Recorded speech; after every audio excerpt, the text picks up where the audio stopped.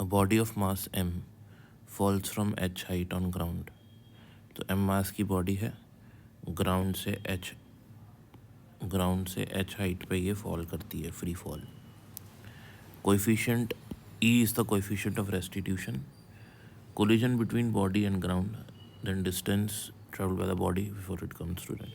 Ball नीचे जाती है, फिर ऊपर जाती है, फिर नीचे आती है, फिर ऊपर, ऐसे करती रहती है. और कितना डिस्टेंस, ये जो मैंने टोटल लाइन ड्रॉ करी है, कितना डिस्टेंस ट्रेवल करती है रेस्ट पे आने तक, ये निकालना है हमको.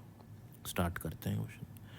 आपने बॉल को ड्रॉप किया एच हाइट से, जब नीचे आएगी तो 1D मोशन में हमने पढ़ा हुआ है कि जब एच हाइट से फ्री फॉल करेंगे किसी बॉल को, तो just before touching the ground उसकी स्पीड कितनी हो जाती है, √2gh हो जाती है. तो मैंने यहाँ पे मान लिया v हो जाती है. यहाँ से बाउंस करेगी वापस, फिर ऊपर जाएगी. जब ऊपर जाएगी तो स्पीड कुछ कम हो जाएगी, क्योंकि इलास्टिक कोलिजन नहीं है. इलास्टिक कोलिजन होता तो उतनी स्पीड से ही रीबाउंड करती. तो E क्या होता है, coefficient of restitution, velocity of separation upon approach. तो ऊपर सपोज v1 वेलोसिटी से वापस जा रही है ऊपर, है ना, तो सेपरेट होगी v1 से. और आ कितने से रही थी, आ रही थी v से. तो आ रही है v से, जा रही है v1 से, तो E हो जाएगा v1/v, सेपरेशन अपॉन अप्रोच. तो v1 कितना आ जाएगा यहाँ से, EV. तो यानी कि जाने वाली वेलोसिटी हो जाएगी EV, आने वाली v, जाने वाली EV. फिर फाइनल जब ऊपर पहुँचेगी तो फाइनल स्पीड फिर से क्या हो जाएगी, 0 हो जाएगी. फिर से नीचे आएगी, स्ट्राइक करेगी यहाँ पे ग्राउंड पे, है ना, और ये प्रोसेस चलता रहेगा. तो अब जब फिर से नीचे आई, ठीक है, नीचे आने के बाद यहाँ पे आ गई नीचे वापस से. सपोज़ यहाँ पे आई और यहाँ पे इसकी स्पीड हो गई कुछ, फिर से स्पीड हो गई इसकी v1 क्यों हो गई, क्योंकि एयर रेजिस्टेंस नहीं दिया हमको. तो जितनी वेलोसिटी से ऊपर गई थी, नीचे आई, उतनी ही वेलोसिटी हो गई यहाँ पे, v1 ही हो गई. अब जब यहाँ पे फ्लोर के साथ कांटेक्ट में रीबाउंड करेगी, तब वेलोसिटी बदल जाएगी, ठीक है, तब मान लेता हूँ v2 हो जाएगी. अब जैसे जब यहाँ v से आई और ऊपर जाने लगी तो EV हो गई, E टाइम्स v हो गई, है ना. तो अब v1 से आई, अब ऊपर जाने लगेगी तो E टाइम्स v1 हो जाएगी, जैसे यहाँ पे हुआ था.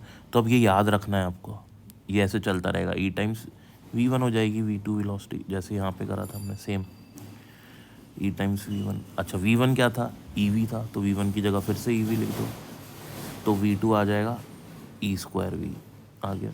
तो ऐसे वेलोसिटी आप देखो, पहले जब वो नीचे आई और नीचे आके पहले बाउंस के बाद, पहला जब उसने बाउंस बैक किया तो EV वेलोसिटी थी, दूसरे बाउंस बैक में E²v थी, तीसरे में E³ होगी, and so on it will move. तो ये भी क्वेश्चन नीट में आ जाता है, बड़ा क्वेश्चन है ये वाला. तो सिर्फ यही क्वेश्चन भी नीट में पूछा जा सकता है, तो आपको ये भी पता होना चाहिए. अब इसको आप जनरल रिजल्ट की जैसे याद रख सकते हैं. चलिए आगे बचे हुए क्वेश्चन को सॉल्व करते हैं. हमको टोटल डिस्टेंस निकालना है, ठीक है. अब देखो, फ्री फॉल जब कोई बॉडी करती है ना, तो कितनी हाइट नीचे आ रही है, अगर उसकी जो, सपोज करो आपने उसको फ्री फॉल करा दिया, h हाइट है, अब वापस ऊपर जाएगी तो कितनी हाइट तक जाएगी, फाइनल वेलोसिटी तो क्या हो जाएगी उसकी, 0. इनिशियल स्पीड कितनी थी उसकी, सपोज करो u थी, तो कितनी हाइट ऊपर चलेगी, वो हाइट ऊपर चलेगी u²/2g. ये आप निकाल सकते हो, थर्ड इक्वेशन ऑफ मोशन लगाओ, ठीक है ना. फाइनल वेलोसिटी तो 0 होने वाली है, क्योंकि मैक्सिमम जब नीचे से ऊपर जाएगी फाइनल वेलोसिटी 0 हो जाएगी. तो आपके पास s यानी कि h कितना आ जाएगा, वही u², ये नीचे आ जाएगा 2g. तो अगर आप u वेलोसिटी से प्रोजेक्ट करते हो तो कितनी हाइट ट्रेवल करेगी वो, u²/2g. ये हमने यहाँ लिख लिया. अब सपोज जो फर्स्ट बाउंस बैक हो रहा है उसका, उसमें वो h1 हाइट चलती है, तो h1 कितना आ जाएगा, u², u मतलब इनिशियल स्पीड कितनी है, EV है वो, है ना. तो E²v²/2g, तो इतनी हाइट ऊपर चलेगी वो. फिर नीचे आएगी, नीचे आके वापस से दूसरी कुछ कम हाइट ट्रेवल करेगी. सपोज कर लेता हूँ कि वो यहाँ से यहाँ तक h2 हाइट चली है वो, ठीक. अब ये h2 कितना होगा, ये निकालना पड़ेगा मेरे को. तो h1 को तो हमने लिख लिया E²v²/2g, और v²/2g क्या है हमारा, वो एच है ना, वो एच है हमारा वी स्क्वायर बाई टू जी। तो यहाँ पे हमने वी स्क्वायर बाई टू जी की जगह एच लिख लिया, तो एच वन आ गया ई स्क्वायर एच।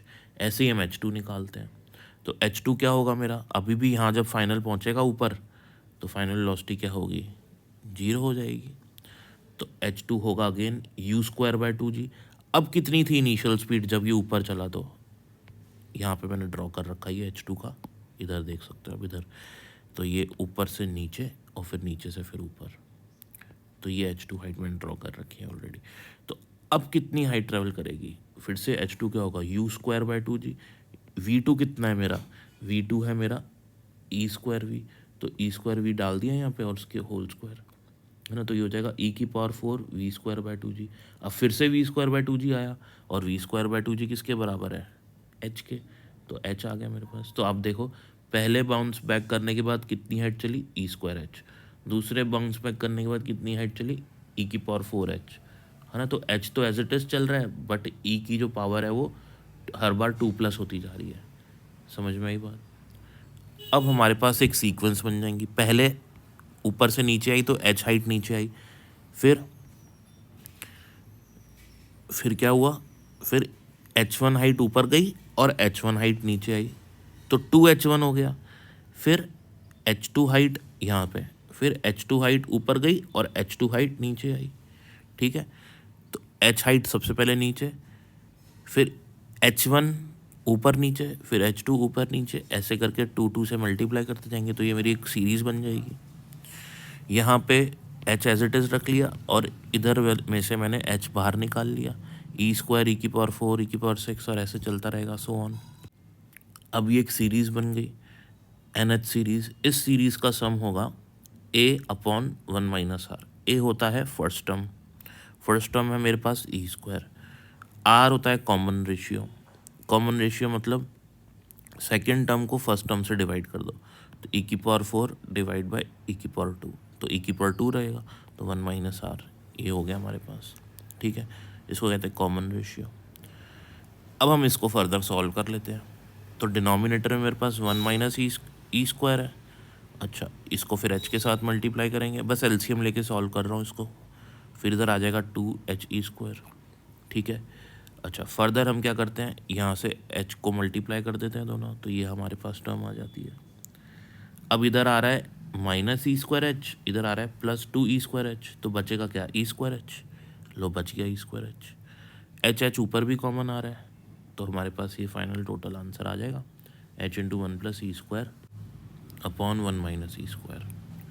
अगर आपको क्वेश्चन समझ में आ रहे हैं प्लीज़ लाइक करके और कमेंट करके बताओ कि सर समझ में आ रहा है, कोई प्रॉब्लम है तो वो भी बताओ, शेयर भी करो।